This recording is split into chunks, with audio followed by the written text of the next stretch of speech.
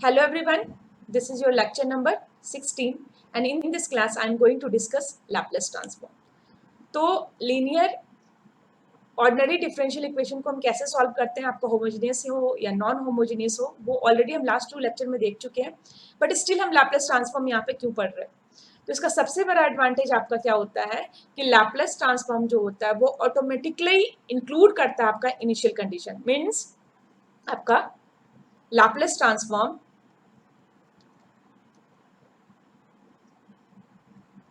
automatically includes your initial condition. very important. यहाँ पे हमें अलग से स्पेसिफाई नहीं करना पड़ता है इनिशियल कंडीशन को।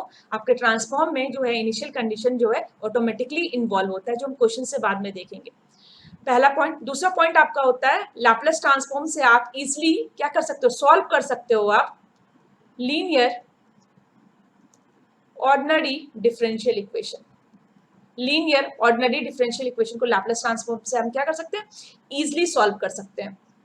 अब यहाँ पे देखो, इफ एफ टी होता क्या है ये, if f t is a function, मान लो एफ टी आपको कोई फंक्शन गिवन है, define for all t greater than equal to 0, तो ये फंक्शन डिफाइंड है।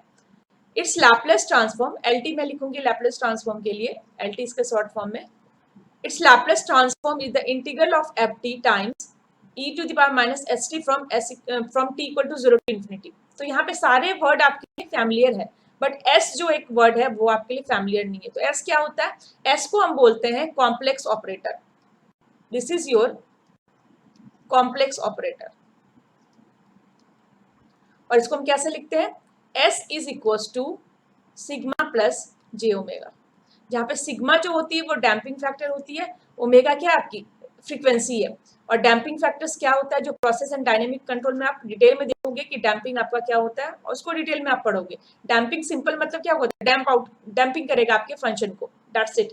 तो यहाँ पे सिग्मा जो है आपका रियल होता है, और ये आपका जो ये टर्म है ये आपका क्या है, इमेजिनरी है। तो रियल प्लस इमेजिनरी देके आपका एस जो होता है कॉम्प्लेक्स ऑपरेटर होता है।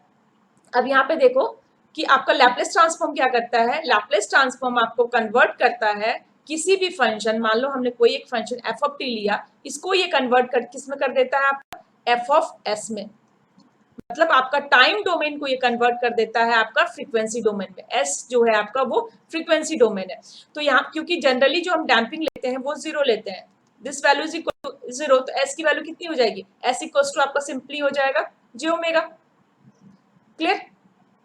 तो यहाँ पे देखो s is equal to your j omega. तो आपका कोई भी फंक्शन अगर टाइम डोमेन से आपका फ्रीक्वेंसी डोमेन में शिफ्ट होता है तो उसका एक मेथड जो होता है वो लैप्लेस ट्रांसफॉर्म मेथड होता है। तो इसको हम लिखेंगे कि Laplace transform means F of T का Laplace transform F of S है, और एफ ऑफ एस का अगर इनवर्स लैप्लेस ट्रांसफॉर्म हम करेंगे तो हमें एफ ऑफ टी मिल जाएगा। मतलब ये क्या है, दोनों साइड का प्रोसेस है, एफ ऑफ टी से एफ ऑफ एस, और एफ ऑफ एस से इनवर्स आपको क्या मिलेगा, एफ ऑफ टी मिलेगा। तो ये तो आपका सारे पॉइंट्स क्लियर हुए। नेक्स्ट देखो, अगर F of T function of time है तो एफ ऑफ एस क्या है, फंक्शन ऑफ एस है। तो ये आपका सेकंड पॉइंट है कि एफ ऑफ एस जो है वो फंक्शन ऑफ आपका क्या होगा, एस होगा। क्लियर? अब देखो आपका कि हम लैप्लेस ट्रांसफॉर्म को लिखेंगे कैसे, कि मान लो कोई फंक्शन अगर आपको गिवन है तो उसका लैप्लेस ट्रांसफॉर्म हम कैसे लिखेंगे।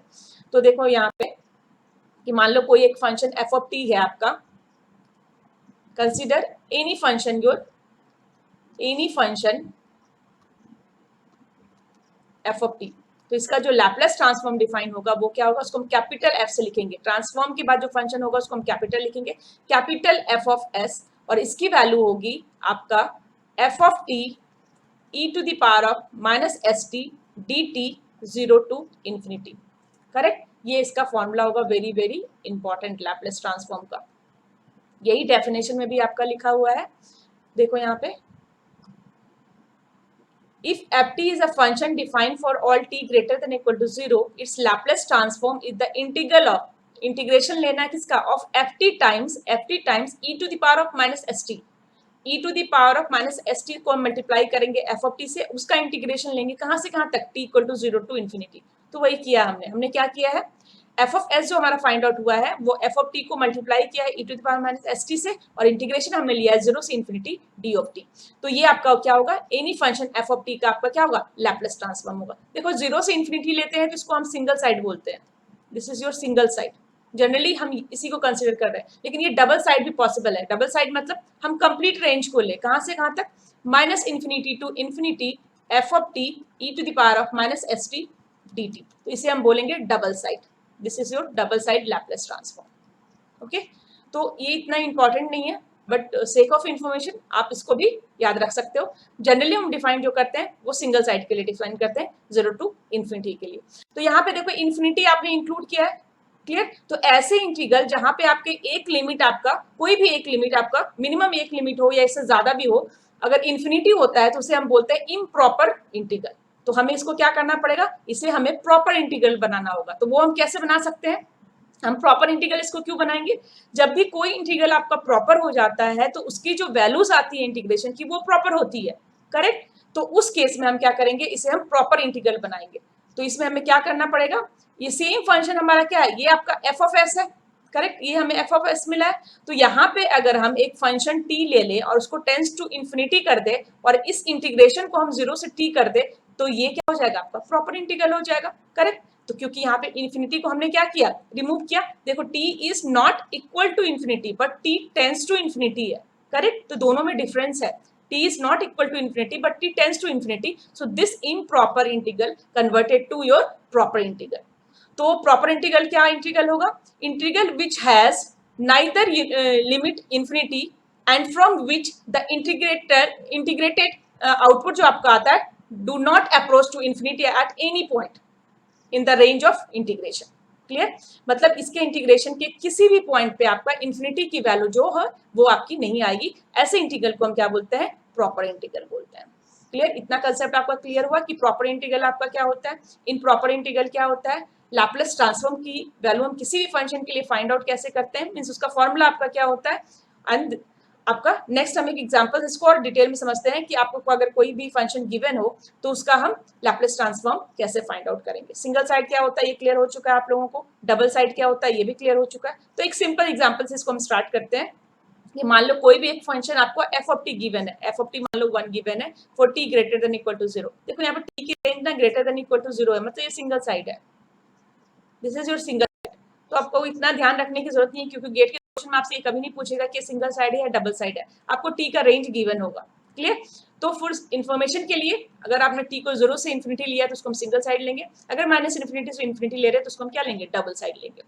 मतलब जिस रेंज में आपको फंक्शन डिफाइन है वो रेंज का आपको लैप्लेस ट्रांसफॉर्म फाइंड आउट करना है। तो एफ टी इक्वल टू 1 आपको रेंज गिवन है t greater than equal to 0 से, तो हमें रेंज जो है 0 से इन्फिनिटी लेना होगा। ठीक, तो आपको यहाँ पे पूछा है कि find the value of F of s, तो इसको कैसे फाइंड आउट करेंगे, very very easy.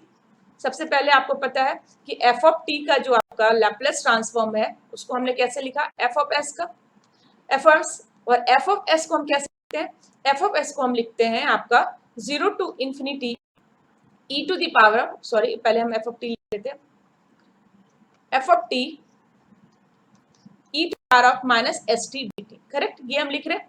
So this value is equals to your, कहां से कहां तक ये फंक्शन डिफाइन है, 0 टू इन्फिनिटी, और एफ ऑफ टी की वैल्यू कितनी है उस रेंज में, f of t equal to 1 for t greater than equal to 0, तो यहाँ पे हम इसको 1 ले लेंगे और टू द पावर हम क्या लेंगे, minus of S T your D T. So this value is equals to आपका क्या हो जाएगा, E to the power of minus S T ही रहेगा ये, correct, D T integration from 0 to infinity, और अगर इसका हमने इंटीग्रेशन निकाला तो इसकी वैल्यू कितनी होगी, ई to the power of minus S T divided by your minus S, correct, और लिमिट कहां से कहां तक, 0 टू इन्फिनिटी। तो इसके लिमिट को अगर आपने पुट किया तो यहाँ पे वैल्यू कितनी हो जाएगी, देखो यहाँ इन्फिनिटी, अगर सबसे पहले इन्फिनिटी है तो अगर इस यहाँ पे हमने इन्फिनिटी पुट किया टी के बदले में तो ये क्या हो जाएगा, 1 divided by e to the power of S t, correct, ये आपका वैल्यू आएगी कहाँ पे, जहाँ पर टी इक्वल्स टू इन्फिनिटी है, माइनस आपका क्या आएगा, माइनस आएगा आपका 1 divided by E to the power of S t wait t equal to 0, correct, और इन सब के साथ आपका क्या मल्टीप्लाई होगा, 1 divided by minus of S, ये आपकी वैल्यू। तो ये वैल्यू तो आपकी 0 हो जाएगी, देखो, क्योंकि जैसे ही टी इक्वल टू इन्फिनिटी यहाँ पे पुट करोगे तो ये E to the power of infinity हो जाएगा, और 1 divided by E to the power infinity करोगे तो उसकी वैल्यू 0 हो जाएगी, तो ये फंक्शन तो 0 हो जाएगा। यहाँ पे आपको क्या मिलेगा, टी इक्वल टू 0 मतलब 1 divided by 1 that is equal to -1, तो यहाँ से -1 और ये -1 आपका क्या हो जाएगा 1, तो इसकी वैल्यू क्या हो जाएगी 1 divided by S. So F of s की जो वैल्यू आई वो क्या आ गई 1 डिवाइडेड बाई एस। तो देखो F of S is a function of your S, जो हमने फर्स्ट स्लाइड में डिस्कस किया था कि जब हम किसी भी फंक्शन का लैप्लेस ट्रांसफॉर्म लेंगे तो वो फंक्शन ऑफ एस होगा। तो देखो ये क्या है, कंप्लीटली फंक्शन ऑफ एस है। तो इस तरह से आपको क्या करना है, जनरल मेथड से आपको फाइंड आउट करना है कोई भी एक फंक्शन गिवन हो। सिंपल आपको रेंज देखना है। मान लो यहीं पे ये रेंज आपका होता t is greater than equal to 1, क्या करते हैं यहाँ पे इसको आप कहां से कहां तक लेते हैं, ये जो इंटीग्रेशन हम ले रहे थे इसकी वैल्यू हम कहां से कहां लेंगे, 1 टू इंफिनिटी लेंगे। उस केस में जो हमने 0 लिया था उसकी वैल्यू हम कहां से कहां लेंगे इंटीग्रेशन का, 1 टू इंफिनिटी उसका इंटीग्रेशन लेंगे, एफ ऑफ टी की वैल्यू पुट करेंगे, E to the power minus S T और डी टी करेंगे, और इस तरह से हम एफ ऑफ एस को फाइंड आउट करेंगे। तो डिपेंड करता है आपका रेंज ऑफ फंक्शन, आपका फंक्शन जो है उसकी रेंज में आपको गिवन है। क्लियर है? ओके अब देखो इनवर्स लैप्लेस ट्रांसफॉर्म कैसे फाइंड आउट करते हैं किसी, तो इनवर्स ऑफ लैप्लेस ट्रांसफॉर्म आपका डिफाइन होता है, मतलब फंक्शन का हमें इनवर्स फाइंड आउट करना है। कोई फंक्शन आपका एफ ऑफ टी अगर गिवन है तो उसका लैप्लेस ट्रांसफॉर्म अगर आप इनवर्स लोगे, sorry F of t given है तो आपका फाइंड आउट करना है एफ ऑफ टी, किससे फाइंड आउट करोगे, Laplace transform F of S से। तो ये जो वैल्यू होगी एफ ऑफ टी, इसकी जो वैल्यू होती है वो इक्वल होती है 1/2 पाई से, ये फॉर्मूला आप याद रखना, कभी कभी फॉर्मूला आपसे पूछ लेता है directly, 1/2 pi j sigma minus j infinity to sigma plus j infinity f of s e to the power of S t d s. जब भी हम इनवर्स ऑफ ट्रांसफॉर्म लेंगे तो निगेटिव साइन आपका नहीं होगा ई to the power S T में, मतलब लैप्लेस ट्रांसफॉर्म में आपका क्या था E to the power minus S T, inverse Laplace transform में सिंपल आपको लेना है ई to the power S T. अब ये फंक्शन एस का है तो एस से हम इसको क्या करेंगे इंटीग्रेट करेंगे, यानी डी ऑफ एस, और किसको करना पड़ेगा, किसके साथ मल्टीप्लाई करना पड़ेगा, Laplace transform of a function मतलब F of S and then divided by 1/2 pi J. तो ये आपका होता है इनवर्स लैप्लेस ट्रांसफॉर्म का फॉर्मूला। ओके तो अब कुछ हम बेसिक्स फंक्शंस को देखते हैं, उसके बाद हम डिस्कस करेंगे general method for finding Laplace transform of any function like cosine, sine, hyperbolic या फिर exponential, unit step and everything. Okay तो सबसे पहले हम स्टार्ट करते हैं, आपका यूनिट स्टेप फंक्शन क्या होता है। यूनिट स्टेप फंक्शन एक्चुअली होता क्या है, ये आपका होता है कि sudden change in your value, मतलब कोई एक फंक्शन है जो सडन चेंज इन वैल्यू पे जाता है, एक स्टेप लेता है और उसका जो कांस्टेंट होता है, मतलब मान लो कि कोई फंक्शन कुछ इस तरह के कैरेक्टरिस्टिक का है, मान लो कोई एक फंक्शन आपको गिवन है जो जो इस तरह से है, दिस इज योर फंक्शन, ये सडनली आपका यहाँ तक 0 था, दिस फंक्शन इज 0, और सडनली इस पॉइंट पे इस फंक्शन की वैल्यू जो है जंप कर गई एक स्टेप से, मान लो स्टेप आपका 1 है। तो अगर इस तरह का कोई फंक्शन होता है तो ऐसे फंक्शन मतलब ऐसे जो ग्राफ आते हैं फंक्शन के, तो उसके बाद उस फंक्शन को जो हम बोलते हैं that function is known as your unit step function. अब यहाँ पे यूनिट स्टेप्स को हम क्यों बोलते हैं, क्योंकि इसका ये यूनिट जंप हुआ है, लेकिन सिंपल मान लो एक जंप इस तरह से होता है फंक्शन का, मान लो किसी पॉइंट पे आके ये सडनली जंप करता और ये वैल्यू ए होती, तो सिंपल इसको हम क्या बोलते हैं स्टेप फंक्शन, ये आपका होता स्टेप फंक्शन। बट ये फंक्शन जो है आपका वो क्या है, आपका यूनिट स्टेप फंक्शन है। क्यों, क्योंकि इसका जो जंप है वो क्या है आपका यूनिट है, और इसको हम लिखते हैं यू ऑफ टी, करेक्ट, और ये आपका टाइम डोमेन टी होता है। तो यहाँ पे आपको ध्यान रखना है कि यहाँ पे टी इक्वल टू 0 है, तो देखो टी इक्वल टू 0 पे ही इसकी 2 वैल्यूज है, एक तो आपका क्या है 0 है, एक आपका 1 है, और जनरल फॉर्म में अगर हम देखें तो इसका ग्राफ इन दोनों में से कोई भी नहीं होता, इसका ग्राफ कुछ इस तरह से होता है, मतलब आपका इस पॉइंट पे जो है वैल्यू आपका मिडिल में आता है, ये सॉरी इसको कुछ इस तरह से हम बनाते हैं, मेरी ग्राफ उतनी अच्छी नहीं है, सो लाइक दिस, ये आपका वैल्यू कुछ इस तरह से होता है, अगर ये यहाँ पे जंप हो रहा तो ये फंक्शन कुछ इस तरह से होता है, तो यहाँ पे ये जो होता है ये कांस्टेंट हो जाता है आपका 1। तो यहाँ पे देखो ये आपका क्या सडन जंप है, पर यहाँ पे t इक्वल टू 0 पे फंक्शन डिफाइन नहीं कर सकते इसकी वैल्यू क्या है, तो t इक्वल टू 0 पे फंक्शन जो होता है वो अनडिफाइंड होता है। बट जनरल केसेस में हम लोग क्या करते हैं, हम कंसिडर कर लेते हैं कि ये जो है आपका वैल्यू t इक्वल टू 0 पे इसकी वैल्यू क्या है 1 है, लेकिन अगर हमें लिखना है इसको प्रॉपर वे में तो u ऑफ t को हम कैसे लिखेंगे, अगर इसका मैथमेटिकल रिप्रेजेंटेशन करें तो ग्राफिकल रिप्रेजेंटेशन हम कर चुके हैं इसका, और अब इसका हमें मैथमेटिकल रिप्रेजेंटेशन करना है, तो आप कैसे लिखोगे कि u ऑफ t की जो वैल्यू है वो क्या है आपकी 1 है, कब, जब t जो है आपका ग्रेटर देन 0 है, और इसकी वैल्यू जो है वो 0 है जब आपका t क्या है लेस देन 0 है। लेकिन यहाँ पे t जो है इक्वल टू 0 की अगर हम बात करें तो ये फंक्शन आपका क्या है नॉट डिफाइंड है, this function is not defined, clear है। लेकिन जनरल फॉर्म में हम ले लेते हैं that is equal to 1 greater than equal to 0 पे, पर ये आपका रॉन्ग है। तो एग्जामिनेशन में आप सोचोगे हमें कौन सा लेना है, एग्जामिनेशन में आप ये प्रीफर कर लेना, सबसे पहले आप यही देखना, क्लियर, कि u of t equals to 1। लेकिन अगर u ऑफ t के प्रॉपर्टी से आपको क्वेश्चन पूछा जाता है तो डेफिनेटली आप यहाँ पे इक्वल टू इंक्लूड नहीं करोगे। लेकिन अगर क्वेश्चन सॉल्व करना है आपको तो यहाँ पे इंक्लूड करना। लेकिन अगर मान लो यू ऑफ टी की प्रॉपर्टी से आपसे पूछा जाता है कि यू ऑफ टी का आपका कैरेक्टरिस्टिक मैथमेटिकल रिप्रेजेंटेशन कैसा होगा, तो ऑब्वियसली आपका ये जो पैटर्न है यही आपका सही है, आपको यही टिक करना है, this is correct representation of you of T. लेकिन अगर आप क्वेश्चन सॉल्व करोगे तो यहाँ पे आप इक्वल टू 0 से लेकर 0 से इंफिनिटी आप इसका लिमिट को पुट कर सकते हो। क्लियर है? अब यहाँ पे देखो शिफ्टिंग ऑफ फंक्शन, ज्यादा डिटेल में नहीं बता रही हूँ मैं सिग्नल सिस्टम में, कि आपका एक थोड़ा सा यहाँ पे मैं थोड़ा सा आप लोगों को डिस्कस करूंगी मैं कि शिफ्टिंग ऑफ सिग्नल क्या होता है, डिटेल में नहीं जाएंगे हम। तो देखो अगर कोई सिग्नल आपको गिवन है, यू ऑफ टी क्या है ये तो आपको नोन हो चुका है। अब आपसे कोई पूछे कि यू ऑफ टी माइनस ए कितना होगा, तो देखो इसको हम कैसे बनाएंगे। यू ऑफ टी आपका कैसा है, ये फंक्शन आपका यू ऑफ टी है, correct, this is your you of t.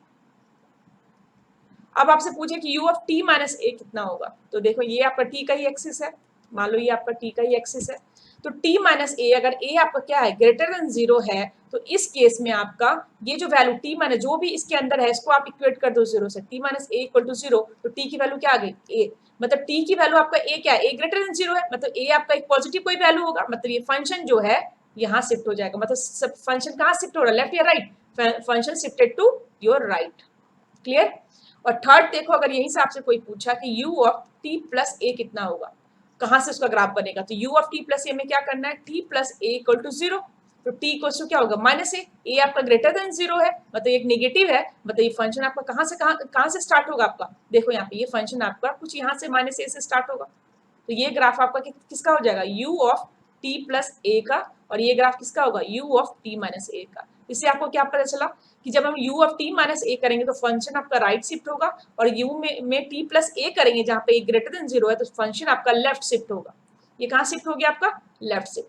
तो इससे हम लैप्लेस ट्रांसफॉर्म की वैल्यू फाइंड आउट करेंगे कि u ऑफ t माइनस ए की वैल्यू कितनी होगी, u ऑफ t प्लस ए की वैल्यू कितनी होगी। ग्राफिकल पॉइंट ऑफ व्यू से आपका ये आपका कंसेप्ट होता है। ओके, अब नेक्स्ट देखो जो इंपॉर्टेंट फंक्शन है वो है direct delta function, very very important है डायरेक्ट डेल्टा फंक्शन। तो क्या रियल लाइफ में इसका कोई आप एग्जाम्पल देखते हो, बताओ। तो इसका देखो रियल लाइफ का जो एग्जांपल है वो सबसे बेस्ट एग्जांपल है कि जब कोई भी आपका एयरप्लेन है, एयरप्लेन ने आपका क्या किया, हिट किया आपका क्या बाउंड्री को, तो क्या जर्क हुआ, सडन हिट हुआ, या फिर मान लो कोई शिप आपका पानी में जा रहा, वो आपका हिट हुआ कोई वेव से, तो सडन हिट हुआ, या फिर आपने क्या किया मतलब मान लो कि आपने इम्पल्सिव नेचर ऑफ फेनोमेना है, मींस आपका सडन चेंज है, और वो sudden change of value magnitude जो है बहुत ही हाई है, जैसे कि आपने क्या किया, हिट किया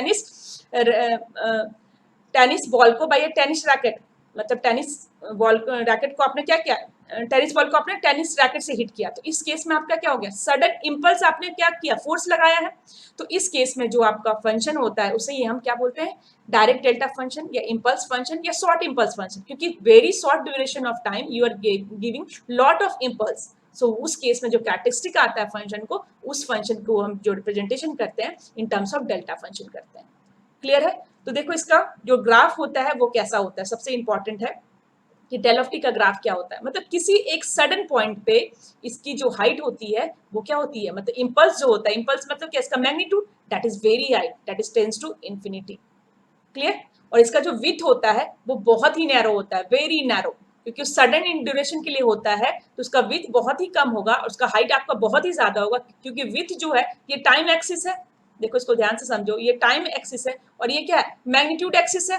तो मैग्नीट्यूड तो बहुत ही हाई होगा पर टाइम आपका बहुत ही कम होगा, तो उसको कुछ हम इस तरह से बना रहे हैं, मान लो ये मैग्नीट्यूड इसका a है, तो इसका ड्यूरेशन जो ये होगा, मतलब जो इसका विथ होगा वो क्या होगा 1/a, क्योंकि अगर a आपका टेंस टू इंफिनिटी है तो 1/a जो होगा वो टेंस टू 0 होगा, क्योंकि very less duration of type से इसका क्या होगा, हाई इंपल्स होगा। तो ये जो आपका फंक्शन बना इसी को हम डेल ऑफ टी फंक्शन बोलते हैं। क्लियर है? और यहीं पे अगर a की वैल्यू आपकी 1 हो गई, if your a is equal to your 1, तो यही फंक्शन आपका क्या कहलाता है, यूनिट इंपल्स फंक्शन कहलाता है। This is your unit impulse function. Clear?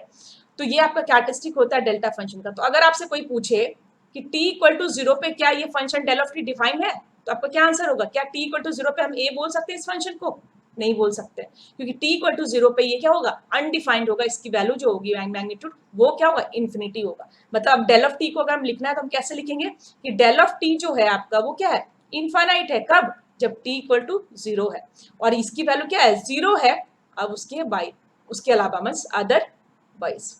Clear है? तो ये आपका डेल ऑफ टी का क्या है, मैथमेटिकल रिप्रेजेंटेशन है।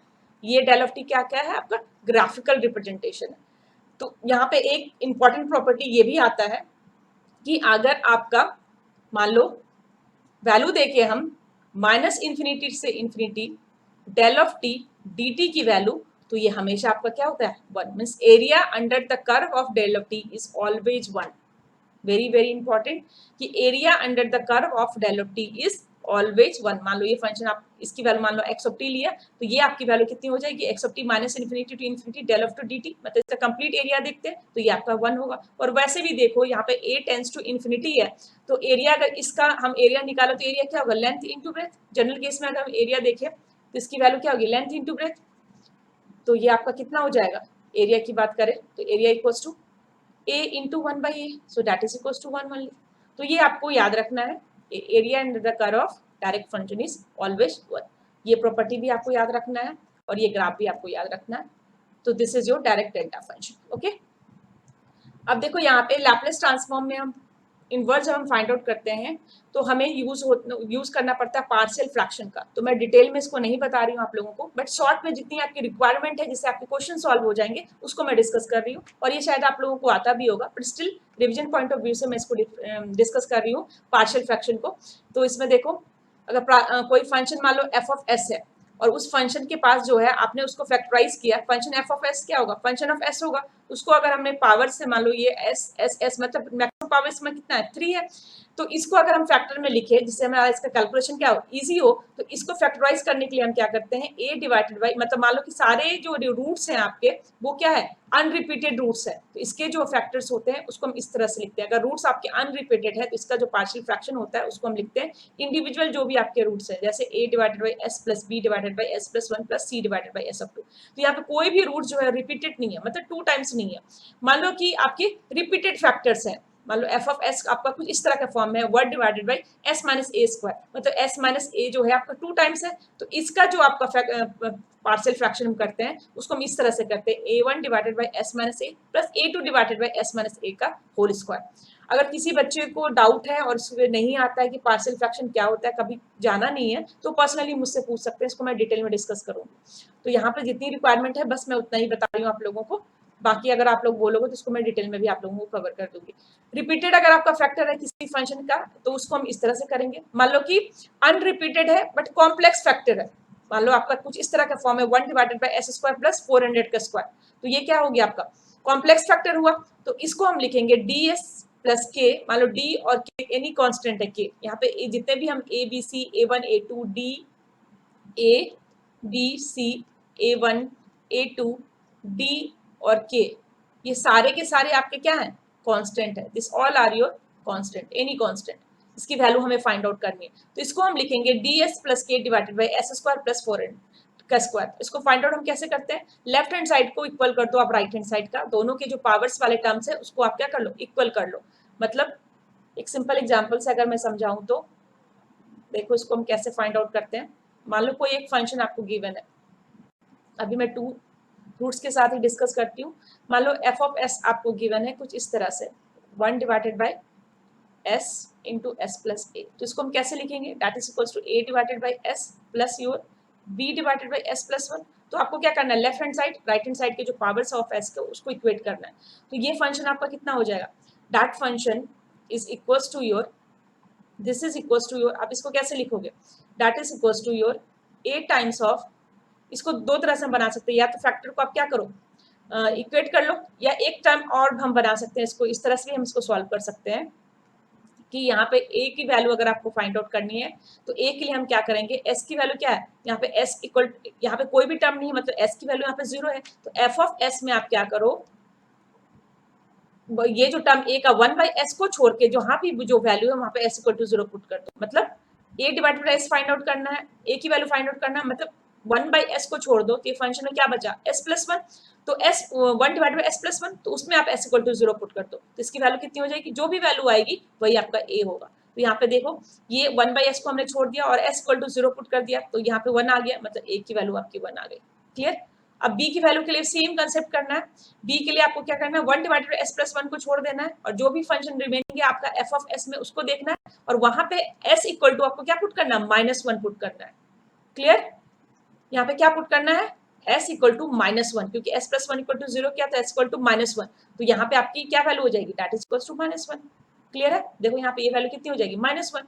तो यहाँ पे देखो अगर a इक्वल टू आपने 1 पुट कर किया और b इक्वल टू -1 पुट किया इस फंक्शन में, तो क्या ये फंक्शन जो है 1 divided by s into s+1 आ रहा, क्योंकि ये आना चाहिए। तो यहाँ पे इसको हम पुट करके देखते हैं, ये आपका 1 डिवाइडेड बाई s प्लस आपका -1 डिवाइडेड बाई s+1 ये फंक्शन आया आपको। तो देखो इसको अगर आपने सॉल्व किया तो आपकी वैल्यू कितनी हो गई, this value is equal to your, this is equal to your s into s+1, correct. So this is equal to s+1 and then minus आपका s, तो s cancel out, this value equal to 1 divided by your s into s+1। Clear? तो देखो ये same function हमें मिल गया, दोनों function आपका f of S का क्या है, सेम है। तो इस मेथड से भी इसको हम सॉल्व कर सकते हैं। और दूसरा मेथड क्या है कि आप दोनों तरफ के जो एस के पावर है उसको इक्वेट करके आप जो आपके ए एंड बी कांस्टेंट है उसको फाइंड आउट कर लो। क्लियर? तो इस तरह से हम क्या करते हैं, पार्शियल फ्रैक्शन से हम उसको फैक्टराइज करते हैं आपको एफ ऑफ एस फंक्शन के लिए। और ये हम क्यों करते हैं, for finding the inverse of Laplace transform, जिससे हमें टी के डोमेन में आपको क्या मिले, फंक्शन मिल जाए, जो हम बाद के क्वेश्चंस में देखेंगे। क्लियर? अभी के लिए आप इतना समझ लो। ओके, तो अब हम स्टार्ट करते हैं Laplace transform of exponential function that is e to the power of at। तो e to the power at का ग्राफ कैसा होता है ये तो हर कोई जानता है, फिर भी मैं एक बार डिस्कस करती हूँ कि e to the power at है, अगर इसको ध्यान से समझो तो e to the power at जो है, जहाँ पे a मान लो आपका ग्रेटर देन 0 है, तो a अगर आपका ग्रेटर देन 0 है तो इसका ग्राफ अगर आपने बनाया तो इसका ग्राफ कैसा होगा, इसका ग्राफ आपका एक्सपोनेंशियली इंक्रीज करेगा। तो ये फंक्शन तो आपका बाउंडेड नहीं है, तो इस फंक्शन को अगर आपने बाउंडेड करना है तो आप क्या कर सकते हो, इस फंक्शन के साथ हम एक फंक्शन u ऑफ टी क्या करें, मल्टीप्लाई कर दे, तो यहाँ से ये फंक्शन क्या हो जाएगा, बाउंडेड होगा। तो यहाँ पे इसको हम लिखते नहीं है, बट ये क्या होता है आपका u ऑफ टी का वैल्यू आपका 1 होता है, तो बाय डिफॉल्ट हमेशा हर फंक्शन के साथ u ऑफ टी आपका इन्वॉल्व होता है, लिखा हो चाहे नहीं लिखा हो। क्लियर? तो अब आपको फाइंड आउट करना है कि e to the power of at का आपका लैपलेस ट्रांसफॉर्म क्या होगा। जनरल फॉर्मूला से हम इसको फाइंड आउट करेंगे। हमारा f ऑफ s की वैल्यू कितनी होती थी, f ऑफ s इक्वल होता था आपका 0 to infinity e to the power of minus S t f of T D t, यही हम लिखते थे। So this value is equal to your, क्या लिखोगे यहाँ पे 0 टू इन्फिनिटी। अब देखो यहाँ पे u ऑफ टी अगर इसमें हमने लिख दिया तो ये फंक्शन बाउंड हो गया, कैसे, क्योंकि इसकी लिमिट जो है, इससे पहले आपका e to the power at आपका कुछ इस तरह से था, लेकिन जैसे ही आपने u ऑफ टी इसमें मल्टीप्लाई कर दिया ये बाउंडेड हो गया और ये फंक्शन आपका यहाँ से स्टार्ट हुआ, मतलब हम इसको हमने क्या किया, बाउंडेड कर दिया u ऑफ टी से। तो इसका लिमिट आपको कहाँ से कहाँ तक जाएगा, 0 से इन्फिनिटी से तक ना होके कहाँ से कहाँ, माइनस इन्फिनिटी टू इन्फिनिटी ना होके कहाँ से कहाँ तक, 0 टू इन्फिनिटी। और साथ ही डेफिनेशन में हमने लिखा था कि t should be greater than equal to 0, तो यहाँ पे भी ये चीज आपका क्या होगा, t should be greater than equal to 0।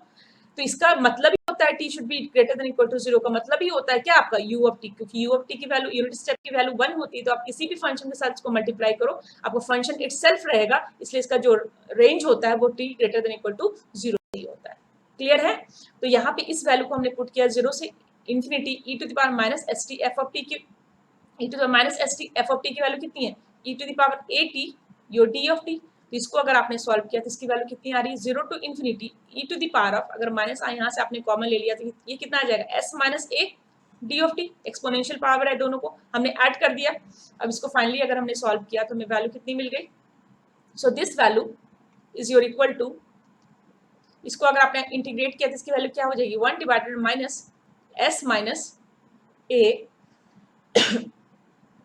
Then e to the power of minus s minus a, limit आपका 0 to infinity. So this value equals to 1 divided minus s minus a, यहाँ पे इसकी वैल्यू कितनी हो जाएगी, 1 divided by e to the power of s minus a, sorry t, this is your t, t के बदले हम यहाँ पे क्या लेंगे, infinity minus 1 divided by e to the power 0 ही हो जाएगा, क्योंकि कंप्लीट से मल्टीप्लाई कर दोगे तो ये 0 ही हो जाएगा। तो ये कंप्लीट फंक्शन आपका क्या हो जाएगा, 0, क्योंकि e to the power infinity और 1 divided by e to the power infinity करोगे तो ये वैल्यू कंप्लीटली आपका 0 हो जाएगा, ये माइनस और ये माइनस आपका प्लस हो जाएगा, तो ये वैल्यू क्या आई, 1 divided by s plus a। Very very important कि आपका f ऑफ t जहाँ पे क्या था, e to the power of at था, तो इसका जो हमने लैपलेस ट्रांसफॉर्म निकाला, Laplace transform, that value is equals to 1 divided by s plus a, sorry s minus a, this is your s minus a है, this is your s minus s, very very important, इसको आपको याद रखना है। So e to the power at का क्या मिला हमें, Laplace transform 1 divided by s minus a, clear. तो आप लोगों का होमवर्क है, क्या है होमवर्क, होमवर्क है आप लोगों का e to the power of minus at का Laplace ट्रांसफॉर्म फाइंड आउट करना, clear. e to the minus at का आपको क्या करना है, Laplace ट्रांसफॉर्म फॉर्म करना है। एक्सपोनेंशियल फंक्शन का Laplace ट्रांसफॉर्म आपको क्लियर हो गया, e to the power at का 1 डिवाइडेड s माइनस a, और e to the power minus at का जो Laplace ट्रांसफॉर्म आप निकालोगे उसकी वैल्यू कितनी हो जाएगी आपकी, 1 divided by s plus a।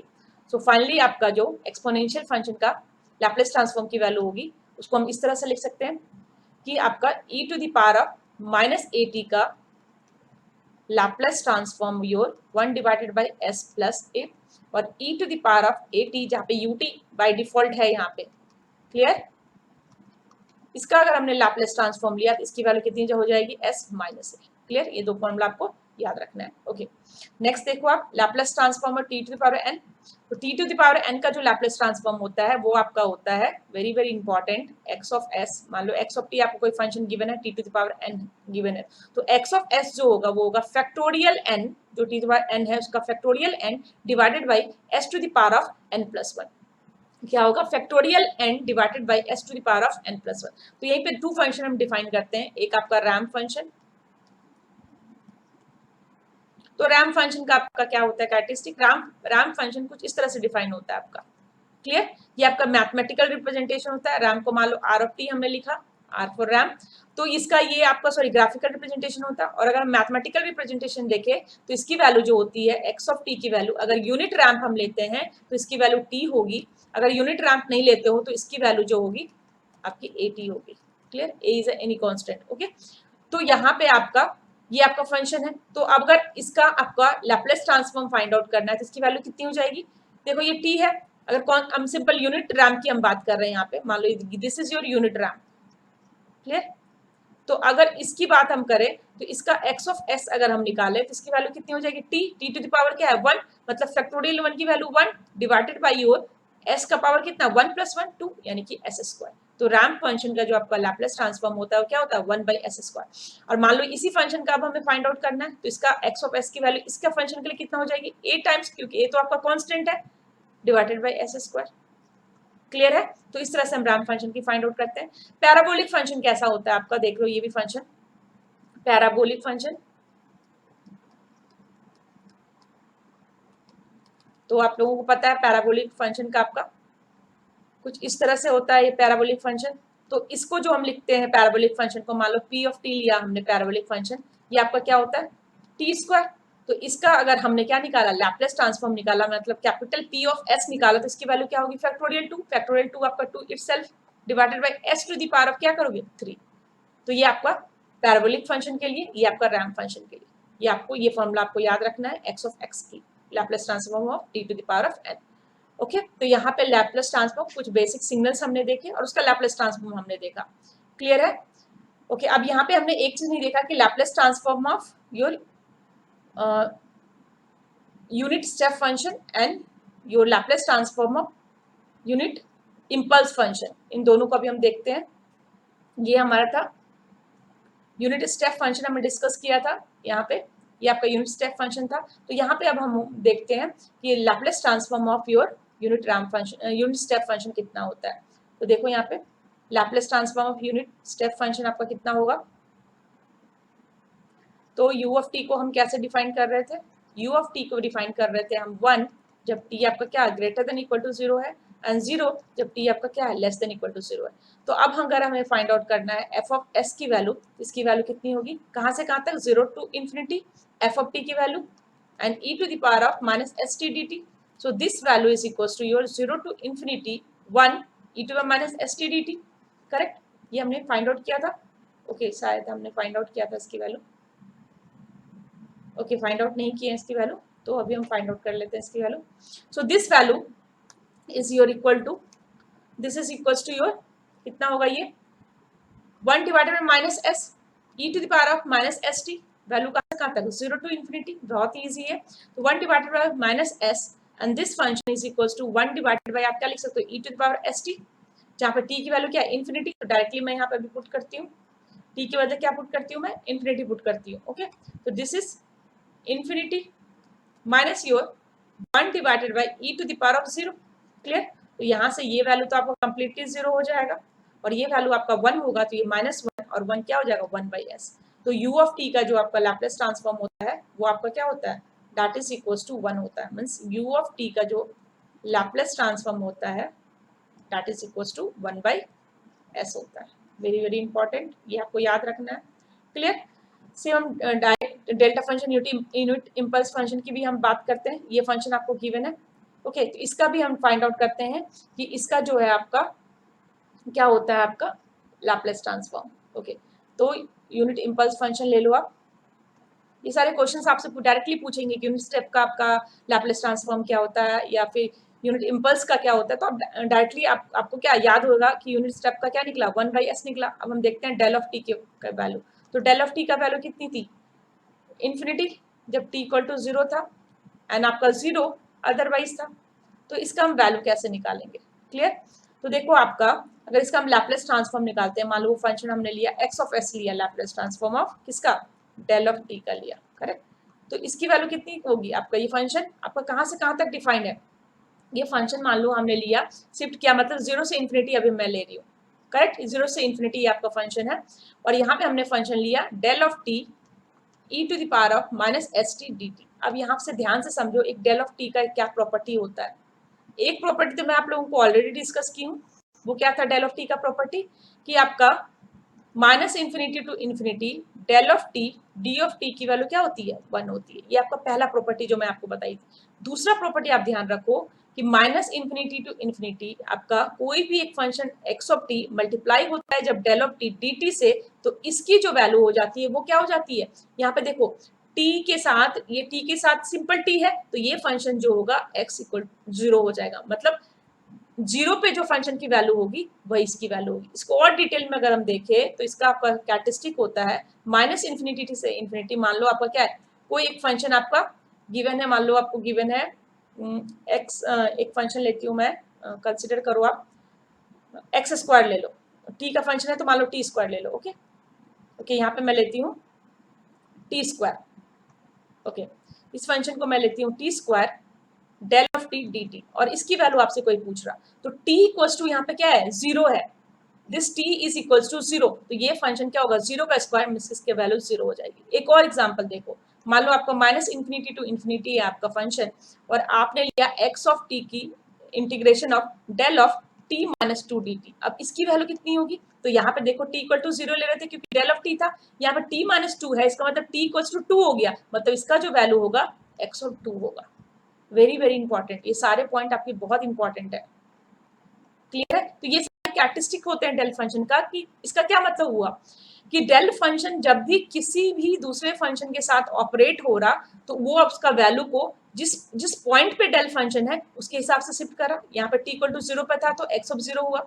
यहाँ पे आपका सिंपल t के टाइम की बात हो रहा तो टाइम t इक्वल टू 0 पे है तो ये फंक्शन ही 0 हो गया। यहाँ पे t इक्वल टू 2 पे आपका डेल है तो ये फंक्शन का वैल्यू कितना होगा, आपका x ऑफ 2 हो जाएगा। तो ये कैरेक्टरिस्टिक आपको ध्यान रखना है। तो अब यहाँ पे यही चीज हम यूज करने वाले हैं।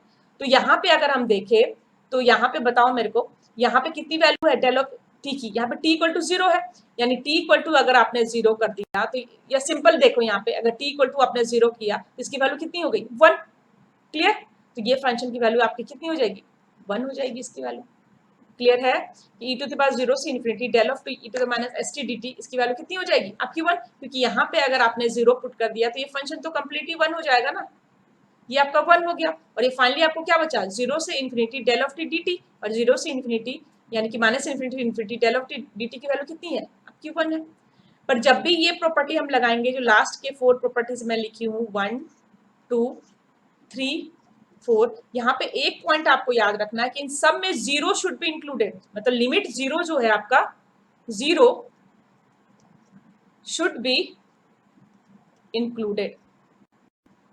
इन सारे के लिमिट में 0 आपका इंक्लूड होना चाहिए। तो आपको क्या मिला कि डेल ऑफ टी का जो आपका ट्रांसफॉर्म होता है वो कितना होता है आपका 1 होता है। क्लियर है?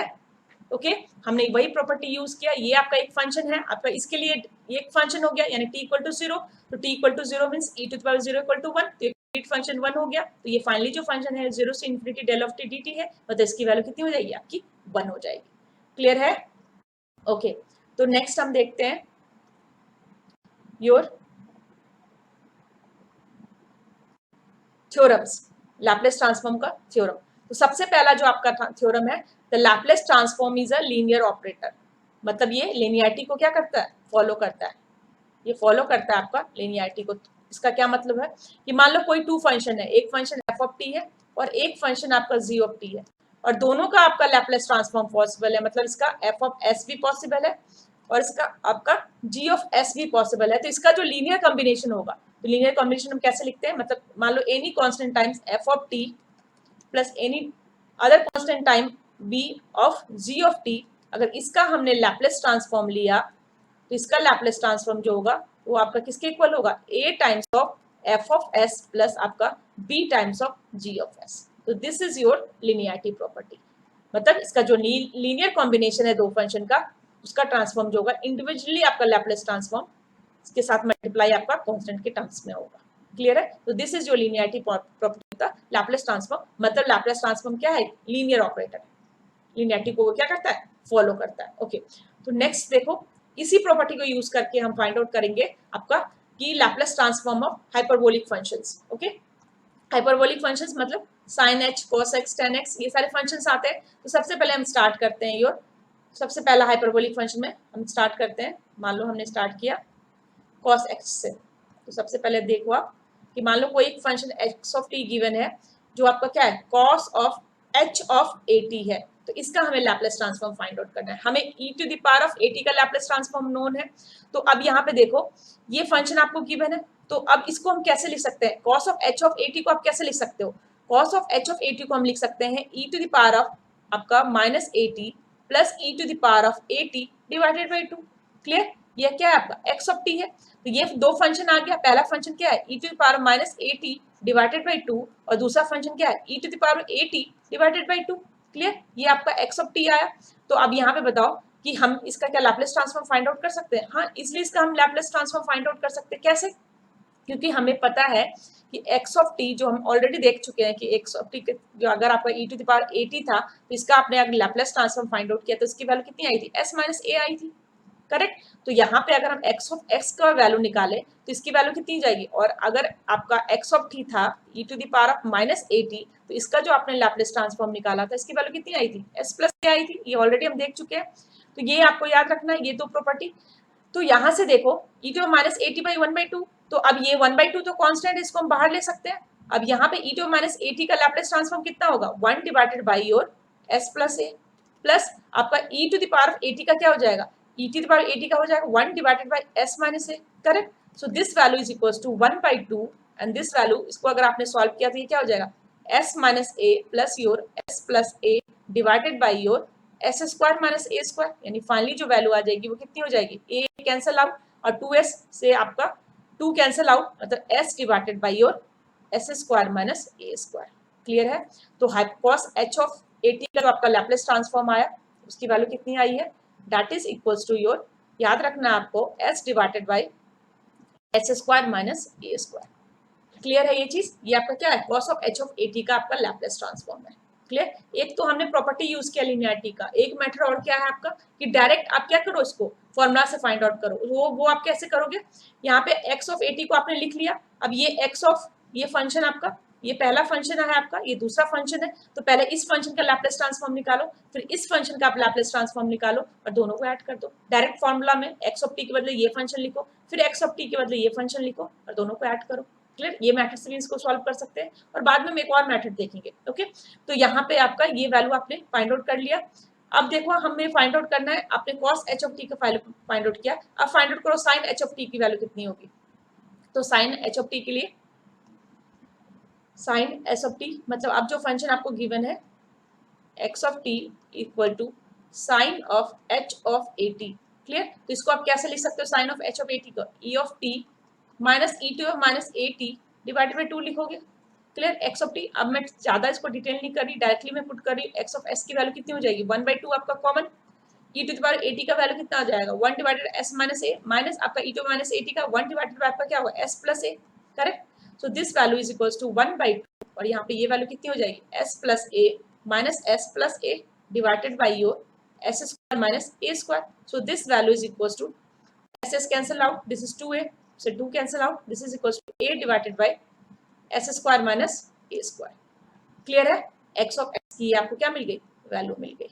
ओके अब देखो नेक्स्ट आपका ये हमने हाइपरबोलिक फंक्शन का जो लैप्लेस ट्रांसफॉर्म है वो फाइंड आउट किया है, और जो आपको याद रखना है इसकी वैल्यू हमें क्या मिली है a divided by s square minus a square. ध्यान रखना इसका a divided by s square minus a square आया, इसका साइन का, और कॉस की जो value I s divided by s square minus a square आया। दोनों का डिनोमिनेटर सेम है, पर कॉस में आपको s मिला है आपका न्यूमरेटर में, और आपको साइन में जो है a मिला है न्यूमरेटर में। तो इस तरह से हाइपरबोलिक फंक्शन की आपको वैल्यू याद रखना है। ओके अब नेक्स्ट फंक्शन देखते हैं साइन एंड कोसाइन फंक्शन, इसका हम लैप्लेस ट्रांसफर फाइंड आउट करेंगे। तो सबसे पहले देखो अगर हम कोसाइन फंक्शन की बात करें, मान लो एक्स ऑफ टी आपने ले लिया, क्या ले लिया कॉस ऑफ ओमेगा टी हम ले लेते हैं। क्लियर, ये आपका क्या है कोसाइन फंक्शन है, तो इसको आप कैसे लिख सकते हो, इसको आप लिख सकते हो e to the power of j omega t minus plus e to the power of minus j omega t divided by 2।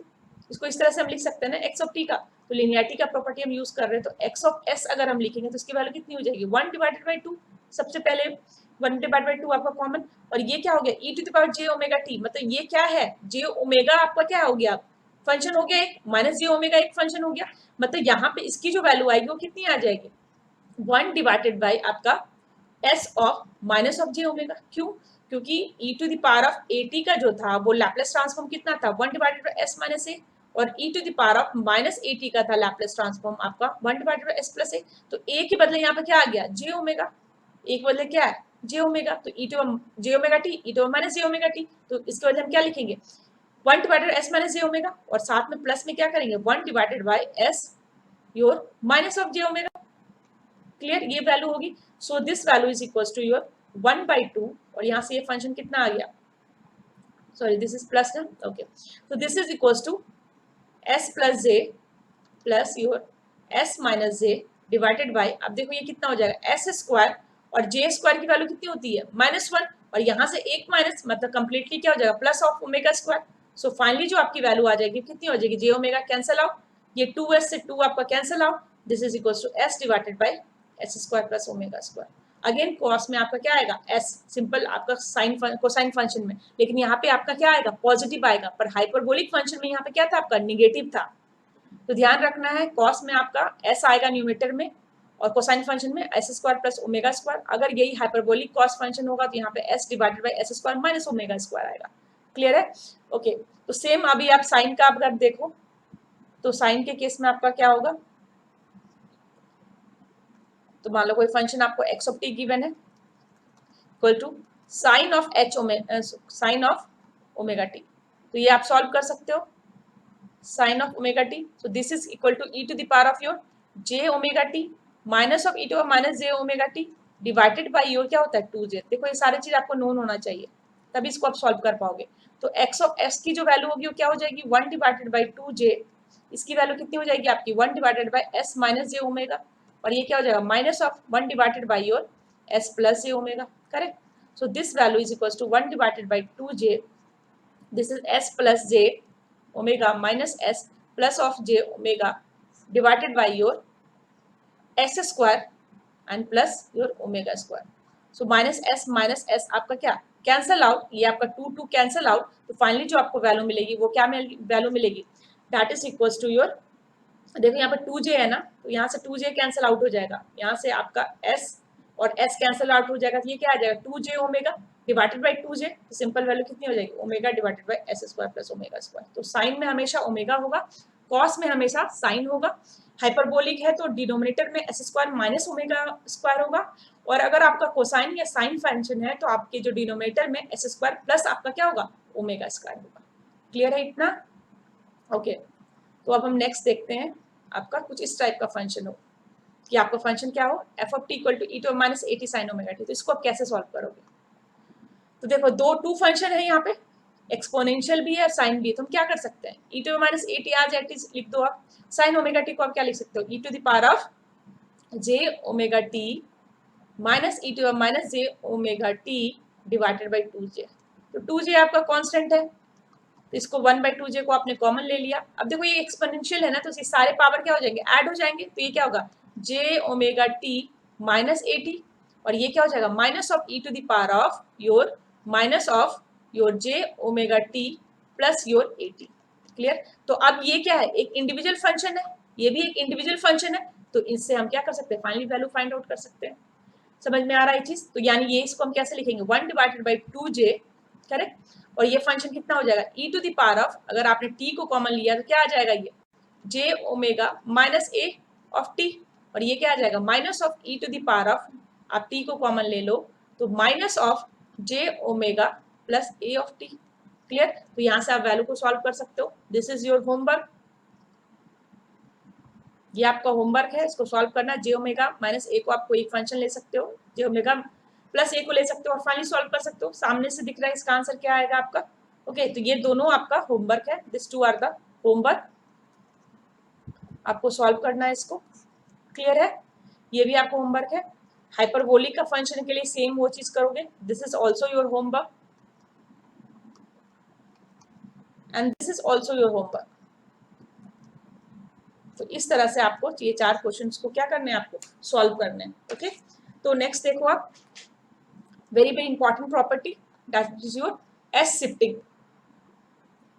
इसको हम फ्रीक्वेंसी शिफ्टिंग भी बोलते हैं, this is also known as your s shifting. Okay, तो देखो यहाँ पे मान लो कि if f of t has a transform F of s, correct, then e to the power of a t f of t has the transform F of s minus a, correct.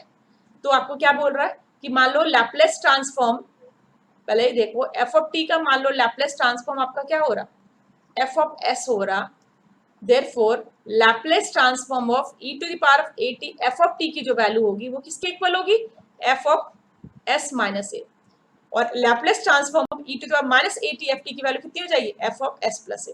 तो देखो आपका ये theorem आप previous जो आपको homework मिला है उसमें भी आप अप्लाई कर सकते हो, लेकिन मैं चाहती हूँ उसका डिटेल मेथड से भी आप उसको सॉल्व करो, और ये तो आपके पास थ्योरम है ही कि डायरेक्टली आप इसकी वैल्यू को क्या करो, फाइंड आउट कर लो। क्लियर। तो इसका क्या मतलब हुआ, तो साइन की अगर हम बात करें तो साइन ऑफ ओमेगा टी की हमें क्या मिली थी, लैपलेस ट्रांसफॉर्म। अगर इसका हमने लैपलेस ट्रांसफॉर्म किया था तो अगर आपको याद होगा तो इसकी वैल्यू हमें क्या मिली थी, ओमेगा के टर्म्स में मिली थी, omega divided by s square plus omega square. ये चेक कर लो, साइन ऑफ ओमेगा टी देखो आपको यही मिला है। ओके, ये साइन ऑफ ओमेगा टी का हमने निकाला था, omega divided by s square plus omega square. तो अब आपसे पूछा जा रहा है कि आपको फाइंड आउट करना है Laplace transform of your e to the power a t sine omega t. अब आपको फाइंड आउट करना है e to the power of a t sine omega t का लैपलेस ट्रांसफॉर्म। ये आपका लैपलेस ट्रांसफॉर्म था, तो प्रॉपर्टी हम यूज करेंगे। इसका जो लैपलेस ट्रांसफॉर्म में क्या होगा, s जो है आपका रिप्लेस किससे हो जाएगा, s माइनस ए से। ओमेगा में कोई चेंजेस नहीं है, तो this is omega, s will be replace by s minus a whole square plus omega square. Very very important. अगर यहाँ पे यहीं पे अगर आपसे पूछता e to the power minus a t sine omega t, तो बाई प्रॉपर्टी इसका लैपलेस ट्रांसफॉर्म क्या होता, omega divided by S plus a whole square plus omega square. Clear. अब सेम यहाँ पे हम देखते हैं, क्या मान लो अब साइन का भी आपका फंक्शन गिवन, साइन का हमने कर लिया, कोसाइन का फंक्शन गिवन हो, मतलब आपको गिवन है कि आपको लैपलेस ट्रांसफॉर्म फाइंड आउट करना है। मान लो एक्स ऑफ टी एक फंक्शन गिवन है, ई to the power of a t cos of omega t, इसका लैपलेस ट्रांसफॉर्म क्या होगा। तो हमें पता है कि आपका एक्स ऑफ टी का लैपलेस ट्रांसफॉर्म कितना होता है, तो एक्स ऑफ टी का जो आपका लैपलेस, सॉरी ओमेगा टी का कॉस ओमेगा टी का लैपलेस ट्रांसफॉर्म कितना था, कॉस ओमेगा टी का जो आपका लैपलेस ट्रांसफॉर्म आपको मिला है वो कितना मिला था, अगर याद होगा s divided by s square plus omega square. तो therefore e to the power of a t cos of omega t का जो लैपलेस ट्रांसफॉर्म होगा वो कितना हो जाएगा आपका, s will be replace by हम s will be replace by s minus a. देखो e to by a t f t का, तो यहाँ पे भी हम क्या करेंगे, एस को रिप्लेस करेंगे एस माइनस ए से, तो यहाँ पे इसकी वैल्यू कितनी हो जाएगी, that is equals to your s minus a divided by S minus ए का whole square plus omega square. Clear. E to minus a t cos omega t की अगर हम वैल्यू लें, इसकी वैल्यू कितनी हो जाएगी, s plus a divided by S plus a का whole square plus omega square. Very very easy. तो आपका होमवर्क है, होमवर्क आपका फर्स्ट है, आपको फाइंड आउट करना है ई to the power a t cos of h omega t. Second आपका e to the power of a t sine of h omega t. Clear है? इन दोनों का आपको फाइंड आउट करना है आपका लैप्लेस ट्रांसफॉर्म। ओके, तो ये तो इस थ्योरम का भी एप्लीकेशन जो आप लोगों को मैं होमवर्क दी थी स्टार्टिंग में, आपका ये था। तो यहाँ से आप इजिली इसको एप्लीकेशन है, इससे आप फाइंड आउट कर सकते हैं जो अभी मैं फाइंड आउट की हूँ। ओके, तो अब हम देखते हैं थ्योरम नंबर 3। पहले लिनियरिटी देखा हमने, फिर हमने क्या देखा, frequency shifting F of e to by a t f of T का आपका लैप्लेस ट्रांसफॉर्म क्या होगा। अब हम देखते हैं existence theorem for Laplace transform, मतलब कब लैप्लेस ट्रांसफॉर्म आपका एग्जिस्ट होगा, उसका क्या थ्योरम है। वेरी वेरी इंपॉर्टेंट है, इसको समझो। If f t is defined and piecewise, इसको मैं समझाऊंगी अभी, पहले देखो कि एफ टी पहली बार डिफाइंड है and piecewise continuous on every finite interval on semi axis t greater than or equal to 0 and satisfy your magnitude of ft is always less than m e to the power kt for all t greater than or equal to 0 and some constant m and k, then Laplace transform exist for s greater than k। Okay, ये theory है आपका। तो अब देखो यहाँ पे define मतलब कि ft जो है किसी भी पॉइंट पे इन्फिनिटी नहीं होना चाहिए, तभी वो डिफाइंड है। क्लियर? ये पहले पॉइंट का मतलब है कि एफ टी का डिफाइन होने का क्या मतलब है। दूसरा पॉइंट क्या बोल रहा है, पीस वाइज कंटिन्यूअस। तो पीस वाइज कंटिन्यूअस क्या होता है, मान लो कोई एक फंक्शन कुछ इस तरह से है, कंसीडर करो आपका कोई फंक्शन इस तरह से है,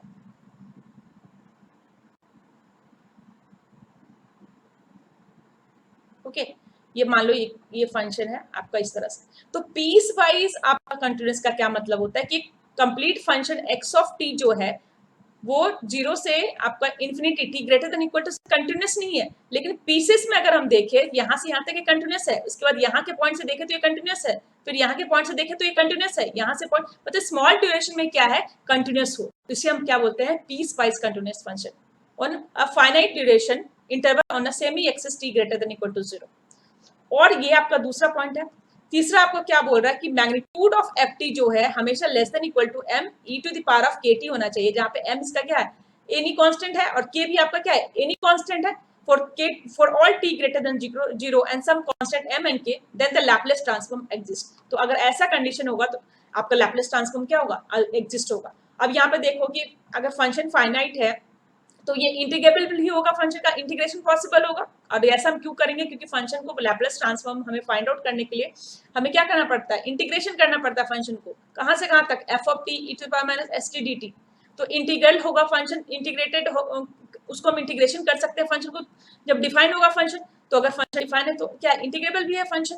क्लियर है? तो आपका फंक्शन जो है इंटीग्रेबल होना चाहिए, तभी उसका हम क्या कर सकते हैं, Laplace transform F of S find out कर सकते हैं। तो यही इसका existence of A Laplace transform का मतलब है कि पीस वाइज आपका क्या होना चाहिए, कंटिन्यूअस होना चाहिए, आपका एफ ऑफ टी डिफाइन होना चाहिए, उसका मैग्नीट्यूड जो होना चाहिए हमेशा less than equal to any constant time e to the power of k t होना चाहिए। क्लियर है? For all s greater than equal to k, यहाँ पे जो हम के ले रहे हैं वैल्यू वो जो है आपका हमेशा जो है ग्रेटर देन एस होना चाहिए। ये आपका इसका एग्जिस्टेंस ऑफ लैप्लेस ट्रांसफॉर्म का ये आपका थ्योरी है जो आपको याद रखना है, वेरी वेरी इंपॉर्टेंट। ओके, अब देखो यूनिकनेस ऑफ लैप्लेस ट्रांसफॉर्म क्या होता है, जो लास्ट आपका थ्योरम है।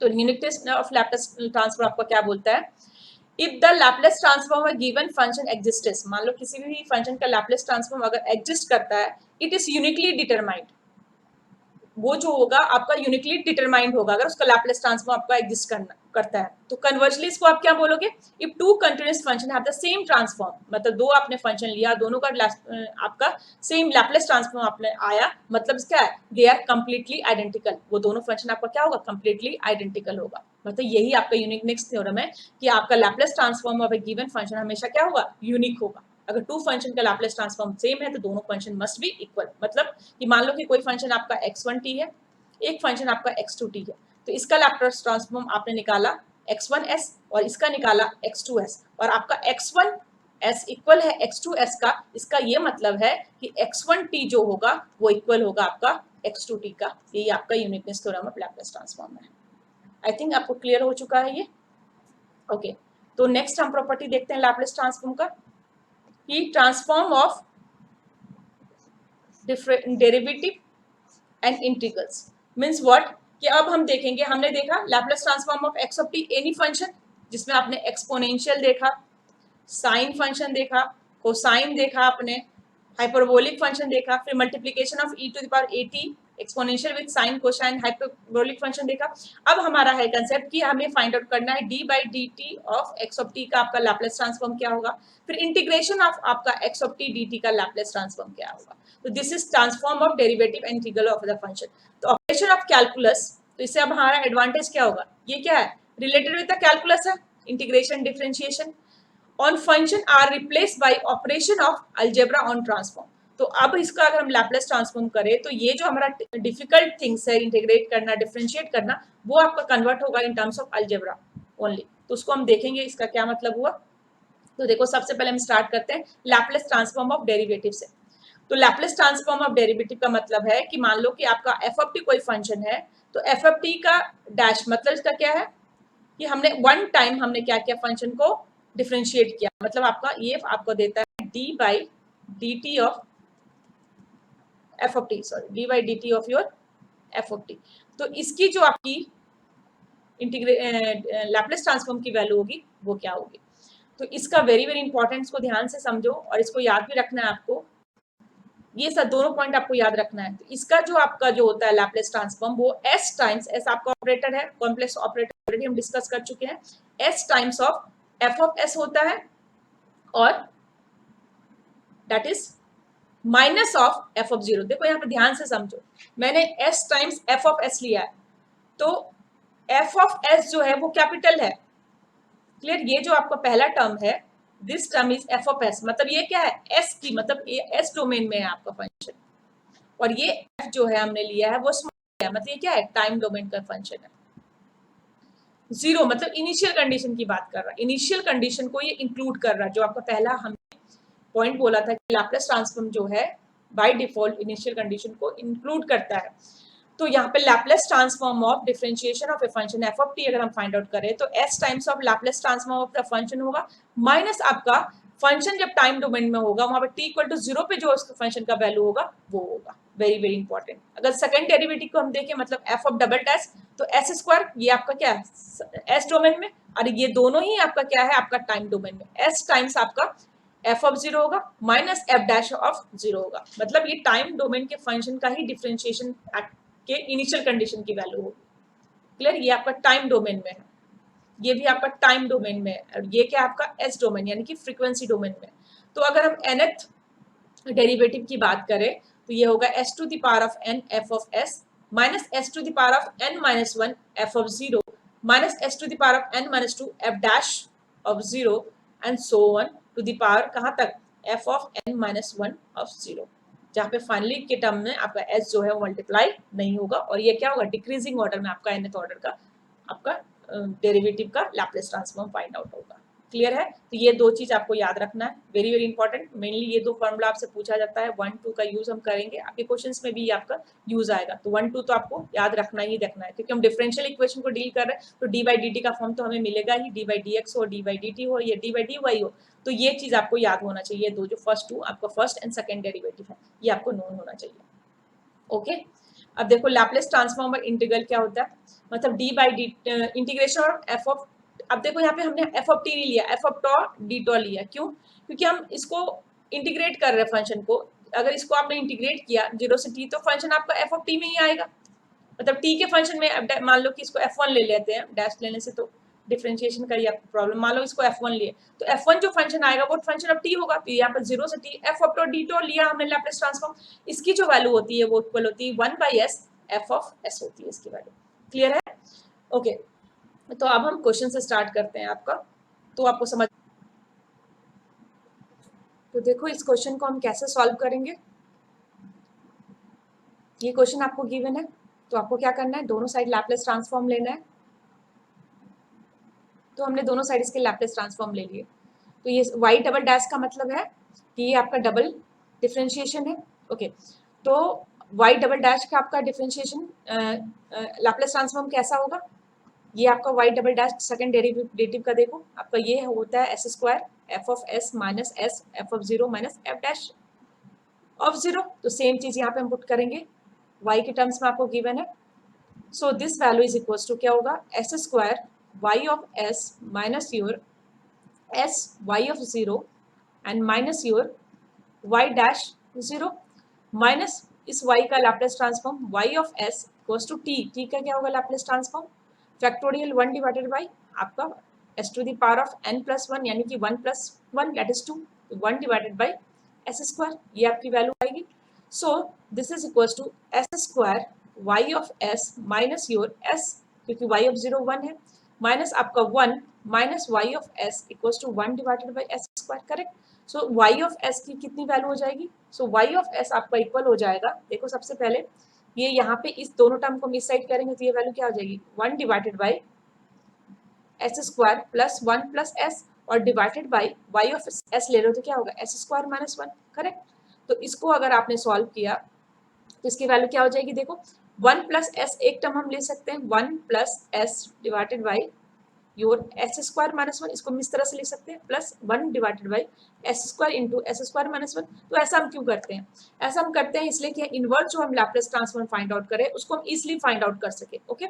तो यहाँ पे देखो ये क्या है एस स्क्वायर माइनस 1, यानी इसकी वैल्यू कितनी हुई S square plus 1 S square minus 1, तो प्लस 1 आपका कैंसिल आउट हो जाएगा, तो ये फाइनली क्या बचेगा 1 divided by your S plus 1, plus आपका ये क्या है 1 divided by s square into S square minus 1।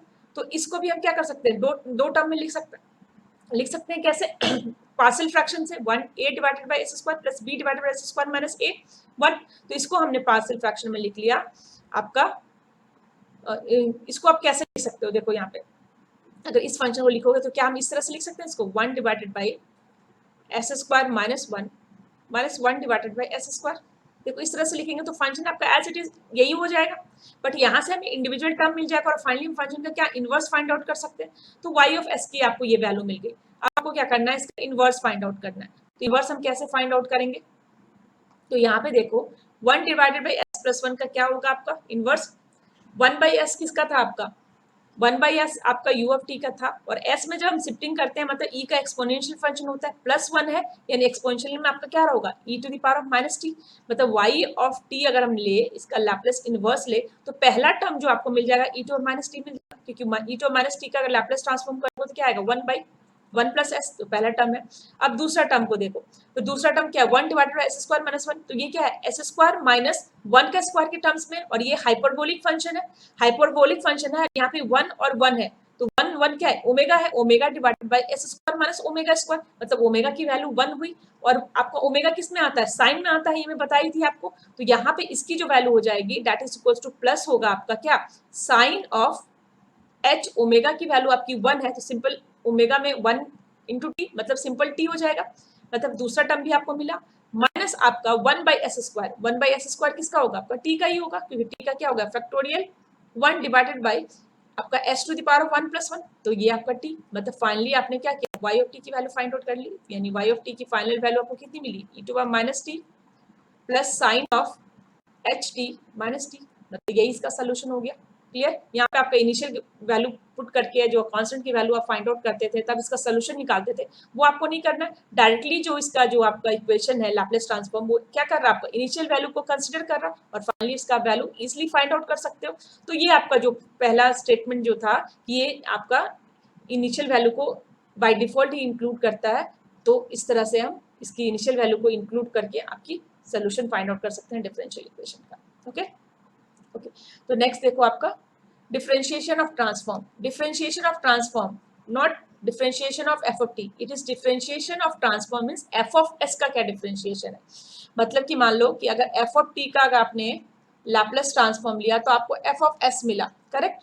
तो अगर t आपका f of t का अगर आपने लैप्लेस ट्रांसफॉर्म लिया तो आपका जो आपका वैल्यू होगी वो कितनी होगी minus f dash of s, मतलब यहाँ पे ये जो है ये क्या है minus d of f of s divided bye d of s, तो ये आपका वैल्यू किसका है डिफरेंशिएशन ऑफ ट्रांसफॉर्म, तो इसका जो इनवर्स लैप्लेस ट्रांसफॉर्म होगा वो क्या होगा t f ऑफ t, मतलब अगर आप इसको देखो तो आपका d of f of s divided bye d of s का जो आपका लैप्लेस इनवर्स होगा क्या होगा minus of t f of t।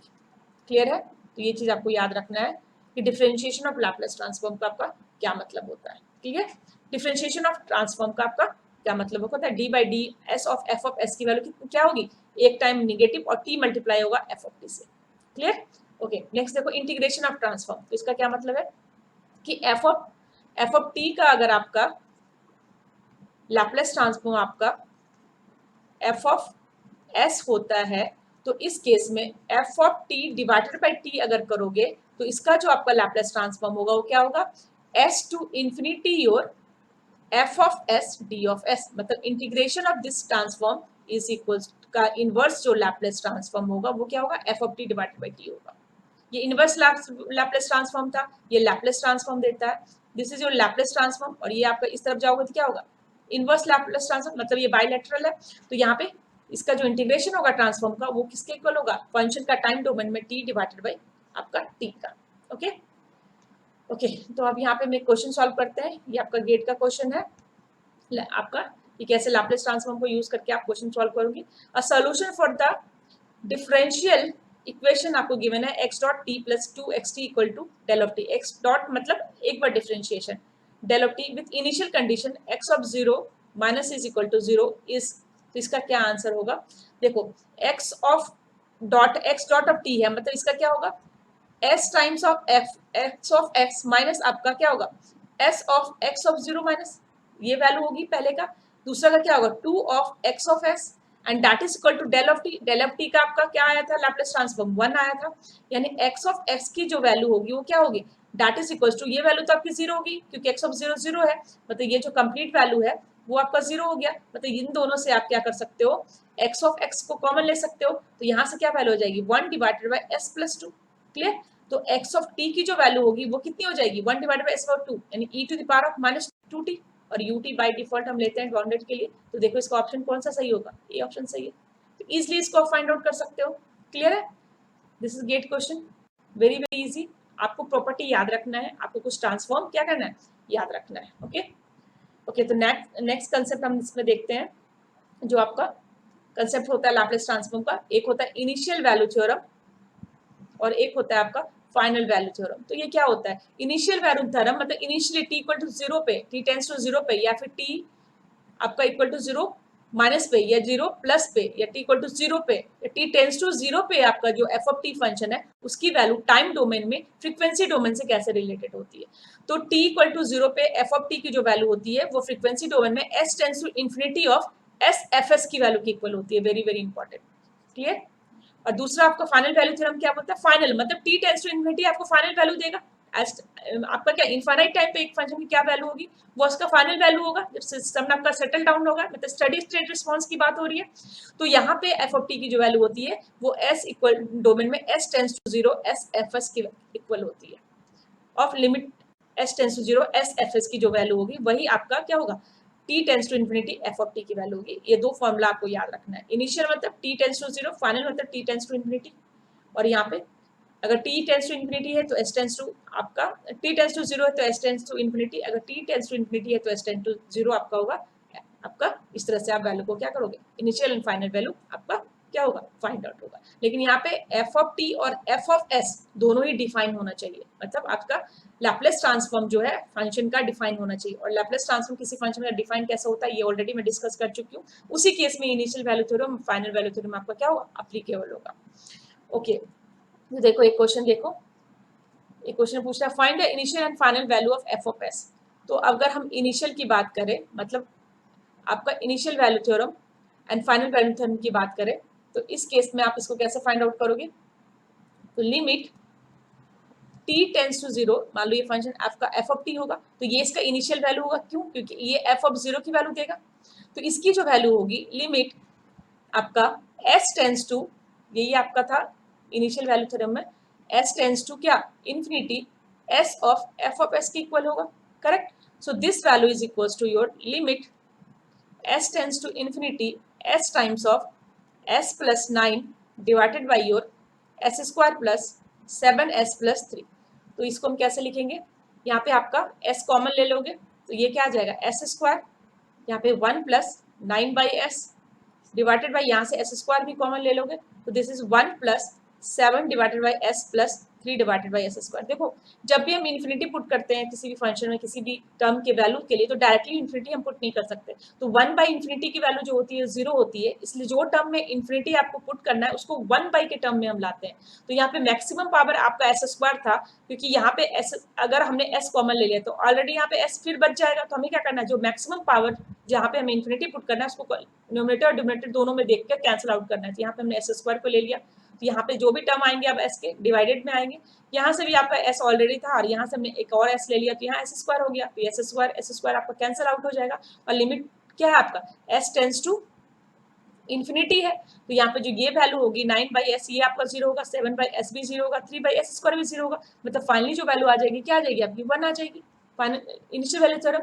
अब नेक्स्ट आपसे क्या पूछा है, फाइनल वैल्यू थ्योरम, मतलब limit t tends to your infinity f of T की वैल्यू। मतलब ये क्या है, एफ ऑफ इन्फिनिटी यानी फाइनल वैल्यू थ्योरम। तो इसकी वैल्यू कितनी होगी, limit s tends to 0 s of f of s।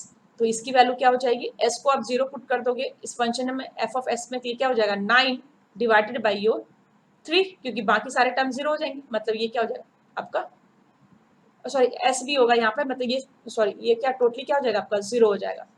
s f s है ना, तो this function will be 0 of 9/3। मतलब ये क्या हो जाएगा आपका कंप्लीटली 0 हो जाएगा। तो इस तरह से हम इनिशियल एंड फाइनल वैल्यू के वैल्यू फाइंड आउट कर सकते हैं by using the Laplace transform. मतलब हमें टी फंक्शन में नहीं जाना, हम फ्रीक्वेंसी डोमेन से ही फंक्शन के कैरेक्टरिस्टिक इनिशियल वैल्यू क्या होगा फाइनल वैल्यू क्या होगा इसको हम डिफाइन कर सकते हैं। ओके, तो सम प्रॉपर्टीज देख लो रिवीजन पॉइंट ऑफ व्यू से।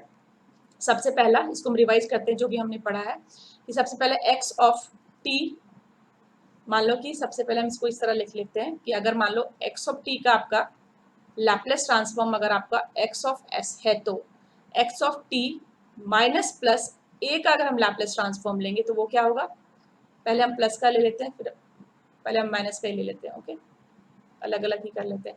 टी माइनस ए का अगर हम लैपलेस ट्रांसफॉर्म लेंगे तो इसकी वैल्यू क्या होगी, ई to the power of minus a s x of s. याद रखना इसको हम शिफ्टिंग इन टाइम बोलते हैं, this is known as time shifting, time shifting property. Okay, इसी में एक प्रॉपर्टी क्या आएगा, x of T plus a अगर करोगे तो इसकी वैल्यू कितनी होगी, this is equal to your e to the power of minus के बदले क्या हो जाएगा plus a of s x of s. तो माइनस आपका माइनस प्लस आपका प्लस होगा। ओके, सेकेंड प्रॉपर्टी आता है आपका कि e to the power of a t x of T का वैल्यू, तो इसकी जो आपका लैपलेस ट्रांसफॉर्म की वैल्यू होगी वो किसके इक्वल होगी, x of s minus a. और इस प्रॉपर्टी को हम बोलते हैं फ्रीक्वेंसी शिफ्टिंग। ये ऑलरेडी हम देख चुके हैं, तो रिवीजन पॉइंट ऑफ व्यू से मैं लिख रही हूँ e to minus a t x of T की जो वैल्यू होगी वो किसके इक्वल होगी, x of s plus a के इक्वल होगी। क्लियर। थर्ड प्रॉपर्टी देखो आपका एक्स ऑफ ए टी का लैपलेस ट्रांसफॉर्म, और इसको हम बोलते हैं आपका scaling, this is your scaling property. Time में भी स्केलिंग है और आपका किसमें है, फ्रीक्वेंसी में भी स्केलिंग है। तो this is equal to 1 divided by mod of a x of s divided by a, this is your scaling property. Next property देखो time reversal property, x of minus t, this is your time reversal property, time reversal property. तो यहाँ पे देखो x of minus T का जो आप Laplace transform होगा x of minus S होगा। क्लियर। तो ये कुछ प्रॉपर्टीज आपको क्या करना है जो इंपॉर्टेंट है, जो आपको याद रखने हैं आपके लैपलेस ट्रांसफॉर्म के लिए, और बाकी आप नंबर ऑफ क्वेश्चंस करोगे तो आपको ये क्लियर हो जाएगा। तो आज की क्लास के लिए इतना ही। नेक्स्ट क्लास में हम स्टार्ट करेंगे आपका कॉम्प्लेक्स एनालिसिस। ओके, तब तक आपको जितना भी पढ़ाया गया उसको अच्छे से आप रिविजन करो और बार बार क्वेश्चन को प्रैक्टिस करो। ओके, तब तक हम नेक्स्ट क्लास में मिलते हैं। कोई डाउट है तो आप उसे पूछ सकते हो, उसको हम डिस्कस करेंगे।